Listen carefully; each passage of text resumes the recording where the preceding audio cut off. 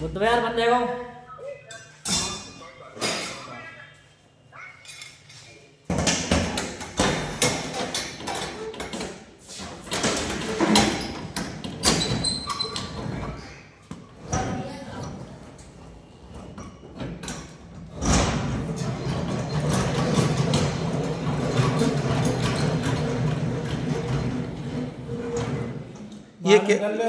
ये क्या किया आपने, थोड़ी जानकारी दीजिए। ये हमने किया है बुद्ध बाजार से।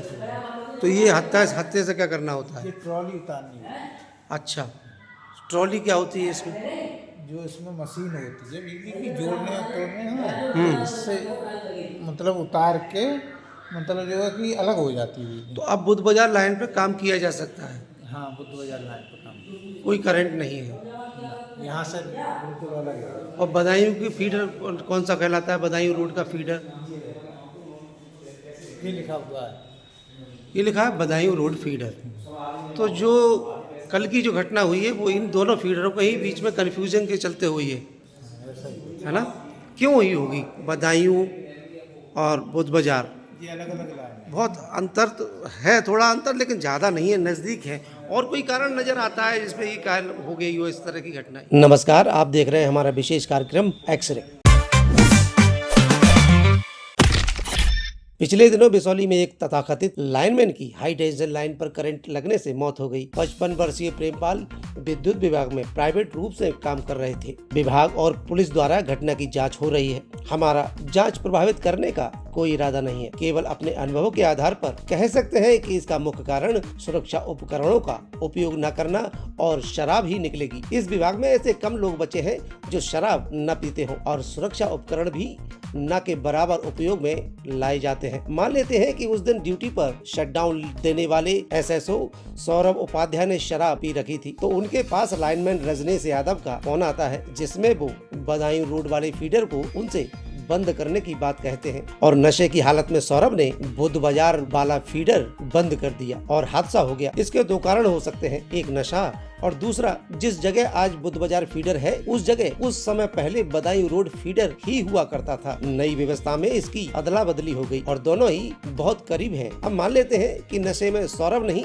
बल्कि लाइनमैन रजनीश थे, तो उन्होंने नशे की हालत में सौरभ से बुद्ध बाजार फीडर बंद करने की बात कही और बदायूं रोड के फीडर की लाइन पर काम करने लगे। जानकारी के अनुसार जिस खंबे पर ये हादसा हुआ वो भी पहले बुद्ध बाजार फीडर के अंतर्गत आता था। इस स्थिति में लाइनमैन से गलती हो चुकी थी और जिसका खामियाजा प्रेमपाल भुगत चुके थे। अब रजनीश को होश आया कि गड़बड़ी हो चुकी है, तो रजनीश ने तुरंत फोन एसएसओ सौरभ उपाध्याय को किया और रिकॉर्ड करते हुए कहा कि उन्होंने ये क्या कर दिया, उनकी गलती से प्रेमपाल को करंट लग चुका है। तो रजनीश ने दिमाग लगाया कि उनके फोन में कोई ऐसी भी कॉल रिकॉर्ड जरूर होगी जिसमें वो बदायूं रोड के फीडर को कभी न कभी बंद करने की बात कह रहे होंगे, जिसे वो इस घटना से जोड़कर अपनी गलती को सौरभ पर डाल सकते हैं। तो उन्हें अब कोई ऐसे टेक्निकल व्यक्ति की आवश्यकता थी जो उनकी अभी की और पहले की इन दोनों कॉल रिकॉर्डिंग को आपस में मर्ज कर सके और बाकी का काम आतुर मीडिया कर ही देगी। और हुआ भी ऐसा ही। कॉल रिकॉर्ड के मीडिया में आते ही सौरभ लोगों के निशाने पर आ गए। मरने वाले प्रेमपाल और शटडाउन देने वाले सौरभ पर सभी का ध्यान केंद्रित हो गया, जबकि रजनीश यादव का भी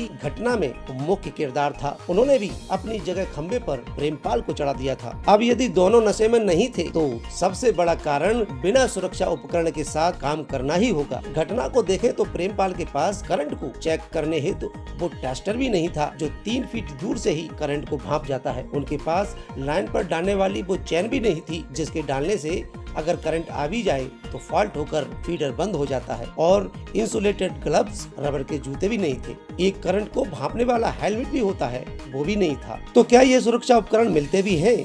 विभाग के अधिकारियों ने बताया कि ये सभी को दिए जाते हैं, लेकिन ये लोग अपने पास रखते ही नहीं। विभाग की ये बात हमारी पड़ताल में सच साबित हुई। बहुत दिनों बाद ही सही, लेकिन सुरक्षा उपकरण दिए गए हैं। एसएसओ अपने काम में इन उपकरणों का उपयोग करते हैं। उन्हें किसी फ्यूज वगैरह को सही करना होता है तो सबसे पहले वो ग्लव्स पहनते हैं और इस हत्थे से लाइन काटकर ये फ्यूज आदि को सही करते हैं। प्रेमपाल वाले केस में भी कॉल की कंफ्यूजन को आसानी से समझा जा सकता था अगर उस रूम में सीसीटीवी कैमरे होते। लेकिन दुर्भाग्य से वो भी नहीं थे। एसएसओ रूम के फोन में कॉल रिकॉर्डिंग भी नहीं हो सकी। बताया गया कि उनके पास इसके लिए सादा फोन होता है। उम्मीद करेंगे कि इस मामले में जांच शीघ्र हो और कमियों को सुधारा जाए। लेकिन मौजूदा हालातों को देखते हुए कहा जा सकता है कि प्रेमपाल जैसी दुर्घटना आखिरी नहीं है। दूसरी ओर जिस प्रेमपाल को हादसा होने के बाद विभाग ने अपने हाथ आउटसाइडर कहकर झाड़ लिए थे, उनके बारे में अनभिज्ञता जताई थी, वो सालों से इन अधिकारियों के साथ ही काम कर रहे थे।